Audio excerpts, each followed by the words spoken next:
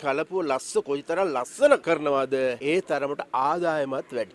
ඒකට ඒ ආදායම ලැබෙන්නේ වෙන කාටවත් නෙවෙයි මේ ඉන්න ප්‍රදේශයේ ඉන්න ජනතාව. අන්න ඒ ඔක්කොම ඉලක්ක කරගෙන තමයි අපි මෙන්න මේ වැඩපිළිවෙල අද පටන් අරන් තිබෙනවා. අපි ආණ්ඩුවක් හැටියට ජනතාවට ලබා දුන්නු පොරොන්දු ඉෂ්ට කරමින් යන මොහොතක්. ඒ වගේම අපි කවුරුත් දන්නවා මේ මීගමේ ඉන්න ඔබ අපේ ඔක්කොම දන්නවා අපේ රට අද වෙනකොටනේ මද්ද්‍රව්‍ය වලින් ඉහිලා තියෙන රටක්. වෙන කළු රාජ්‍යයක් තියෙන රටක්. අපේ දුවහා දරුවන්ගෙන් මේ බේබදු කමෙන් නැත්තම් මේ මද්ද්‍රව්‍ය වලින් මුදවා ගන්න ඕන නැද්ද?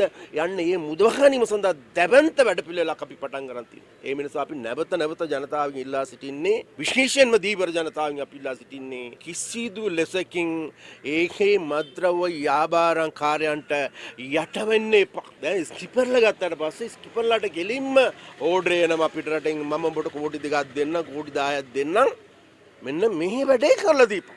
එතකොට ඒ ස්කිපර්ලා සියලු දෙනාම බිලිභා ගැනීමේ ක්‍රියාවලියක් යනවා දැන්. ඒ නිසා අපි ඉතා ආදරෙන් ඉල්ලා සිටින අපේ ස්කිපර්ලායි අපේ දිහිවර ජනතාවගෙන් අන්න ඒ ගොදුරට ඉර වුණොත් වෙන මොකුත් නෙවෙයි අපේ අනාගතයේදී අපේ දුව දරුවන්ගේ ජීවිත අන්න ඒවා විනාශයටපත් වෙන එකම ලක්කන්න බෑ. අපේ දීවර ජනතාවට ප්‍රශ්න තියෙනවා. දීවර ජනතාව දුප්පත්ම ජනතාවක්. දුප්පත්කම කොතනද තියෙන්නේ? එතන අධ්‍යාපනයත් බෑලා තියෙනවා. අධ්‍යාපනය කොතනද බෑලා තියෙන්නේ? දුප්පත්කම කොතනද බෑලා තියෙන්නේ? එතන බේබදුකම වැඩි වෙලා තියෙනවා. මද්ද්‍රව්‍ය වැඩි වෙලා තියෙනවා.